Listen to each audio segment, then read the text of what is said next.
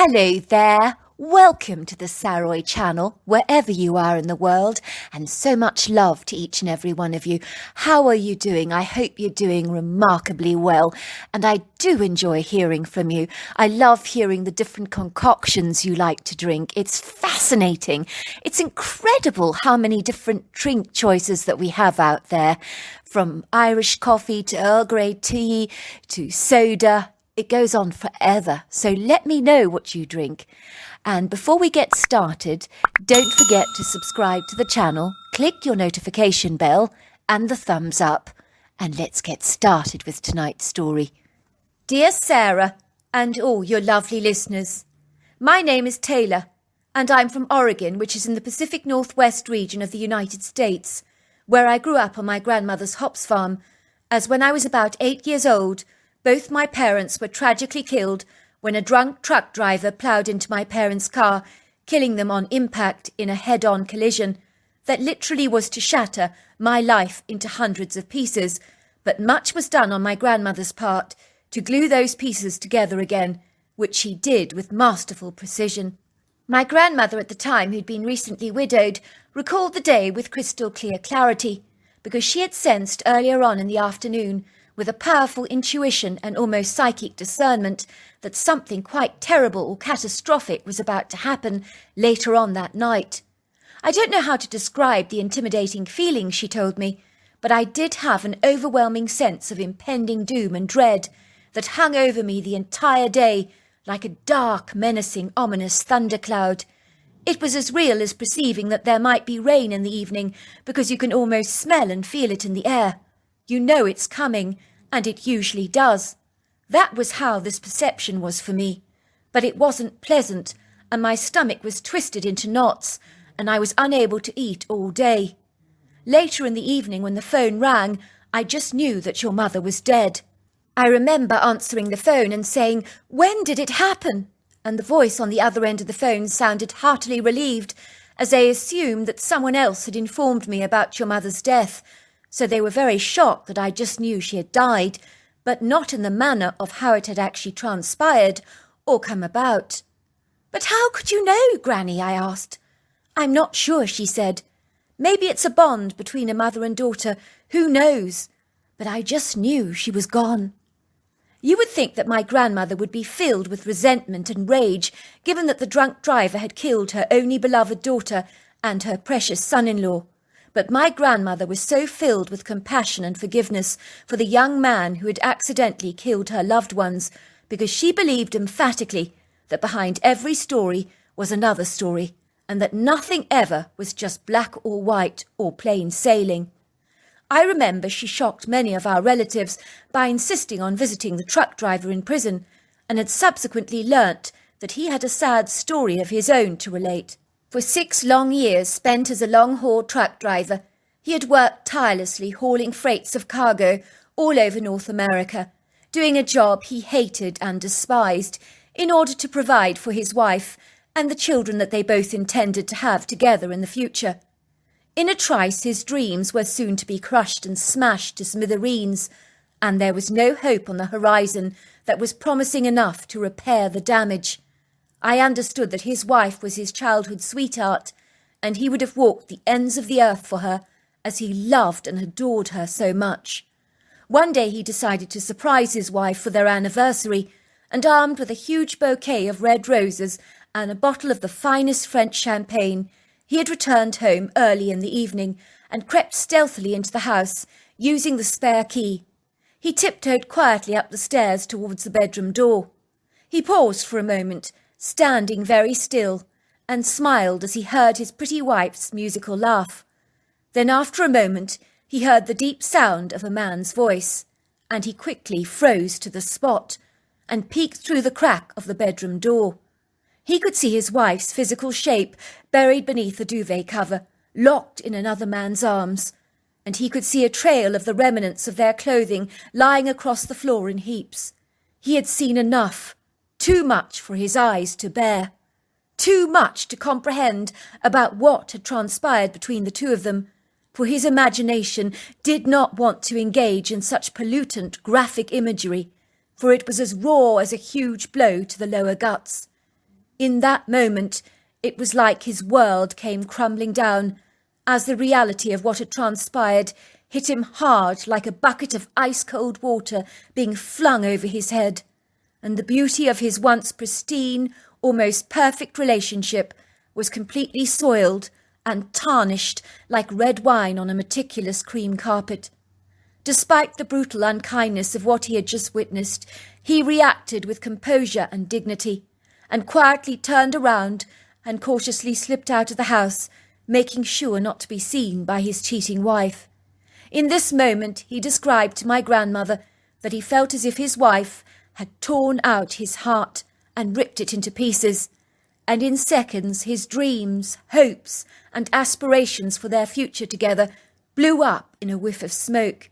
This devastated, broken man slunk into the seat of his truck, and his head flung forward upon the steering wheel, and the waterworks in his eyes burst open, and the tears spilled down his cheeks, and he realized in horror and shame that he was crying. And through the misty sea of his salty tears, he made his way to an all-night bar, and began to drink like he'd never ever drunk before. Soon the pain of his thoughts were numbed and anaesthetized.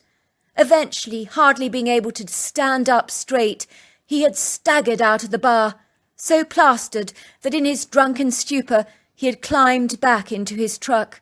Someone had knocked on his window. "Bro, should you be driving? How about I give you a lift home? You look like you're in no state to drive." He had ignored that kindly, wizened voice and started up the engine, driving through the wet streets that were now quiet without a soul in sight, for it would seem even the dusky night was crying for this troubled man's tormented, bedraggled soul. Thunder boomed and crashed, and lightning flashed across the sky in a resplendent display of jagged fireworks, and the heavens opened, and the rain began to pour down in buckets.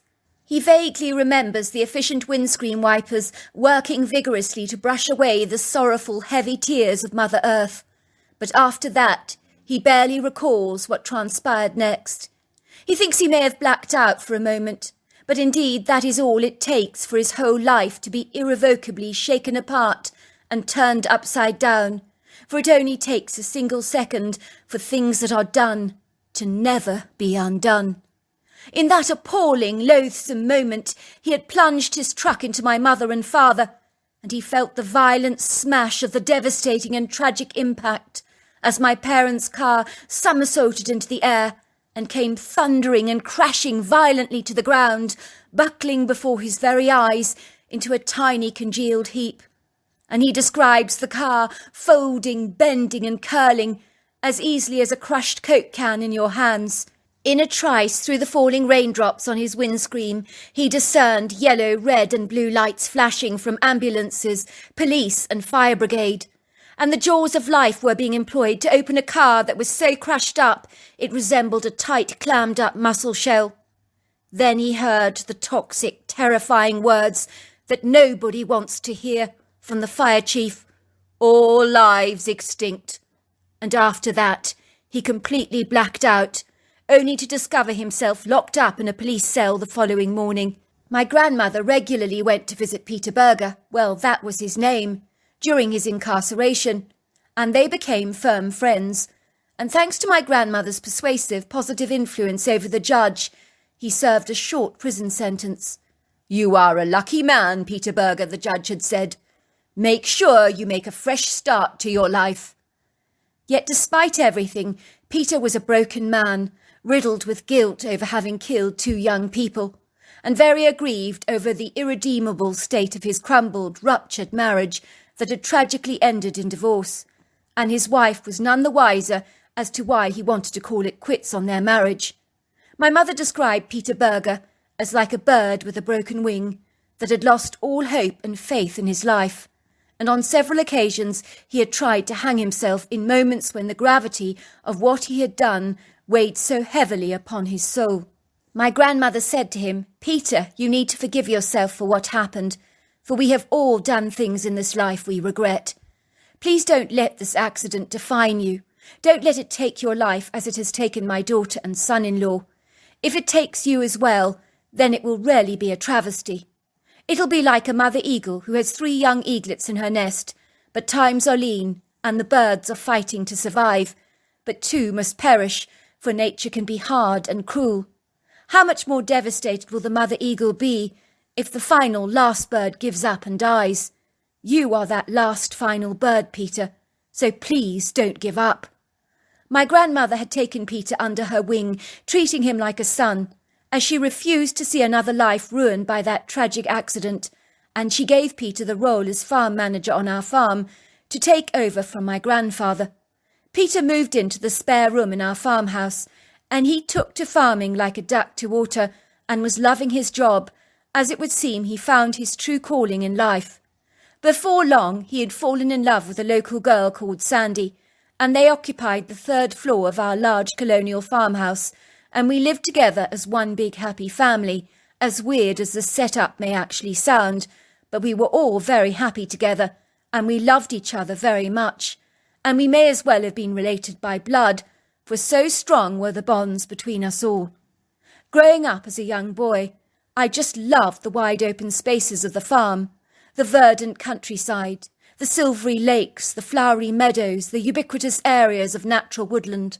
One day Peter and I decided to go rabbit hunting together, because the rabbits were breeding abundantly on our land and becoming a potential problem and hazard for the crops. It was in early spring, and we tended to find that they were hopping around the edges of our farmland in areas of sagebrush or among the Himalayan blackberry or snowberry bushes, as they liked hiding in dense cover. We knew we needed to take them down to manage their ever-increasing numbers, so with our shotguns we had managed to kill several dozen rabbits, but we left them on the ground with the intention of gathering up their bodies after the hunt, as my grandmother and Sandy were planning to make delicious rabbit pies, which in my opinion taste exactly like chicken. We felt quite pleased with our achievements, and I have to admit the shoot had been exhilarating, and I think Peter and I were quite pleased with our accomplishments, as a good hunt is indeed a gratifying experience, as any hunter will tell you. "Well done, boy," said Peter, slapping me on the back enthusiastically. "You were an excellent shot. You should be proud of yourself, boy." I grinned happily to myself, lapping up the praise like a thirsty dog. But when we went to gather up our trophies, they had all but vanished. Peter looked at me with an agog expression on his face. "Where are all the dead rabbits?" he said. "Where the heck did they go to? Is someone having a laugh or a joke at our expense?" Peter and I looked around the immediate area and began to conduct a search for the missing dead rabbits. This was our land, and it was unlikely that my grandmother or Sandy would be playing tricks on us, so where in the world had the dead rabbits got to?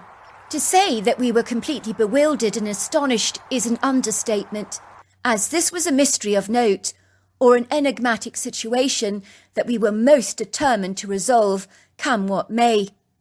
All of a sudden, Peter and I could hear what I can only describe as raised high-pitched voices that sounded like someone was having an argument.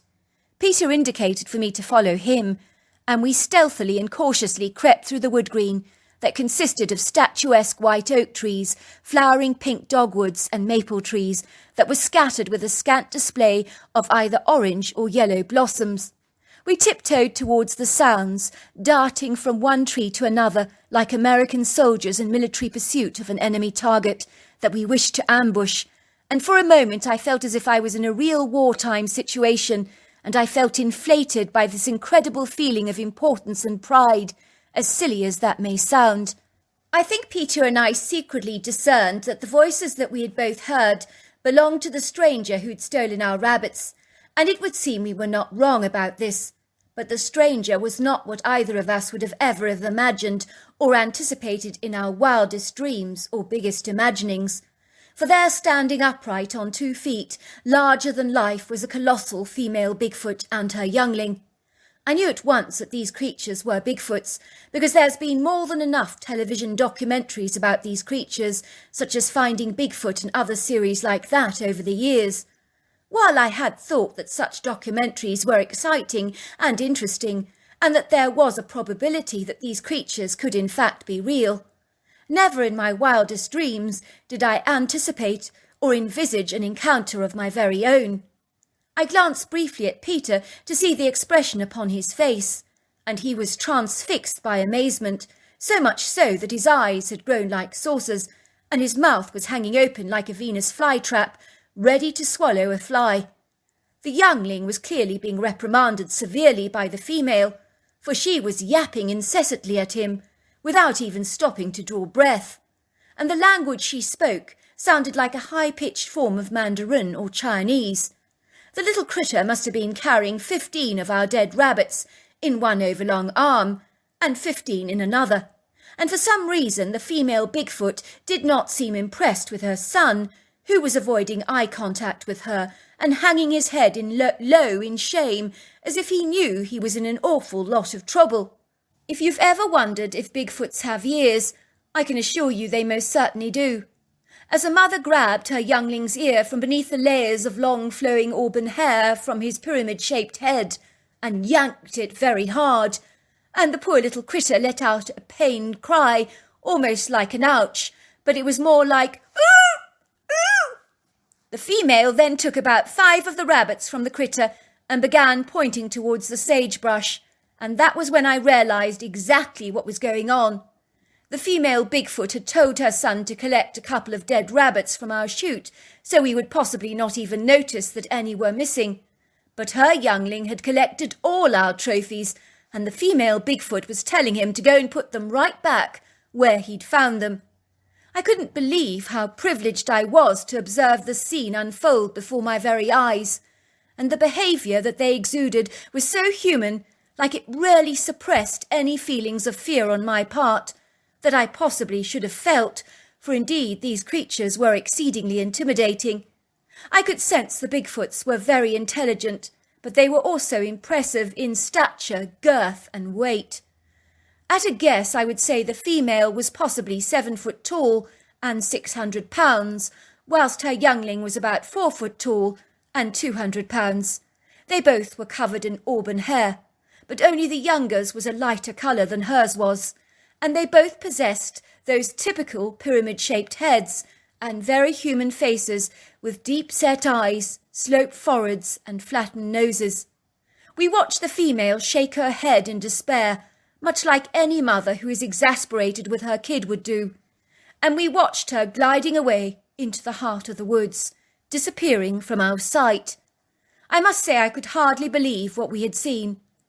If that isn't weird enough for you, I kid you not when I say that the little Bigfoot had replaced our dead rabbits in the identical places where the rabbits had been shot, so his sense of recall was absolutely astonishing.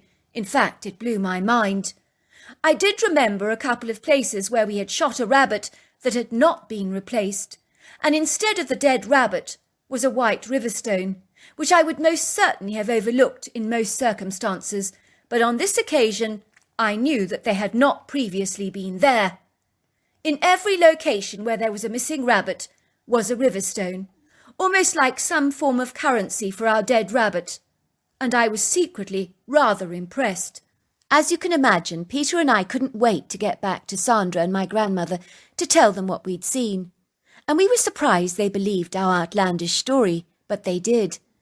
They were excited to learn that we had Bigfoots on our land, and were hoping for an encounter all of their own. The following year, Peter and I embarked on the rabbit hunt all over again. It was our only efficient measure of ensuring that we managed the ever-increasing rabbit population. On this occasion, we were much more alert to our environment, and both sensed we were being studied by unseen eyes, scrutinizing our every move. But we perceived that those eyes clearly belonged to Bigfoots, and this secret knowledge did excite us, as we were both on tender hooks, hoping for another encounter with this elusive, mysterious, hairy humanoid. I gathered all the dead rabbits together into a sizable pile, and placed them next to the thorny bush of briars. I made a mental note of how many we had killed, and kept glancing stealthily back towards the pile to see if I could see the dark, shadowy figure of a Bigfoot sneaking up to steal a few. But that is not what I saw. Instead, I could see a large bush of thorny briars twitching and moving slightly, which was something I would never normally have discerned. And then I witnessed this overlong, hairy arm reaching out through the spiky thorns towards the pile of rabbits, and skillfully pinching one rabbit, and then another and another. I'm pretty certain a Bigfoot was hidden under the bush, lying flat on his stomach on the ground, and sneakily pulling away one rabbit at a time. I assure you it would be impossible for a human to do this under a hedge of thorns without being shredded to pieces. I think another Bigfoot had been watching the proceedings and had probably noticed that I had observed the hairy arm, and it retracted very suddenly after a warning whistle was sounded that was possibly meant to sound like a bird, but it was too shrill for that, and it wasn't fooling anyone. I pretended to be focusing on the shooting, but I was secretly looking at the hedgerow, and I could see it moving again, as the Bigfoot that had been hiding there was cleverly wiggling out of the bush, and then in a fleeting second I saw him gliding towards the woods with 3 rabbits in his hands and glancing briefly in my direction. In that second our eyes met. I whistled to the critter, and it stopped for a second and studied me through deep-set dark eyes. I threw 3 more dead rabbits towards him, and he picked them up very quickly and nodded at me, as if to say thanks, and then he vanished from my sight. The critter I saw was possibly the 4-foot critter that I'd seen a year earlier, but now he was easily over 6 foot tall. The following morning, I kid you not, there were 6 white river stones on our front doorstep that I knew were from the Bigfoot. Every year after that, whenever Peter and I engaged in the rabbit hunt, I would whistle and put out several rabbits, and they would disappear. And we have done that ever since, and for every rabbit we are always rewarded with river stones. On the subject of Peter, who has always been like a father to me, I am glad to say that he no longer is strangled and choked by the incessant guilt of what happened to my parents all those years ago, and he has managed to forgive himself for the accident. I'm glad to say his wife Sandy gave birth to 2 children, who I regard as my sisters, and in truth, I could never envisage my life without the 4 of them. One day when I was about 15 years old, I decided to make some potato chips, and I wasn't the best cook, and simply forgot about the chip pan with the hot oil on the stove, which is a very dangerous and irresponsible thing of me to have done. All of a sudden I smelt the smoke, and ran into the kitchen in a blind panic, horrified to see huge vertical flames from the chip pan rising up to the ceiling. I ran forward, trying to stop the inferno, and the flames bounced from the pan onto my whole body, and in a second I was engulfed in flames. It was the scariest moment of my entire life. I remember feeling pure panic. My eyes were watering, it was smoky, and the flames began to sting my skin. I began to scream for help, help, help! And Peter came rushing into the kitchen, grabbing me into his arms and dashing into the yard, flinging me into the swimming pool. So he saved my life that day. Of that I am certain. If Peter's response towards me had not been so prompt and efficient, I am quite certain I would have had 3rd-degree burns. So although Peter had accidentally taken my parents' life on that fateful day many long years ago, he intentionally saved mine without any regard for his own safety, so he most certainly redeemed himself. So there you are. That's my story. What an incredible story. Until next time, goodbye and good night.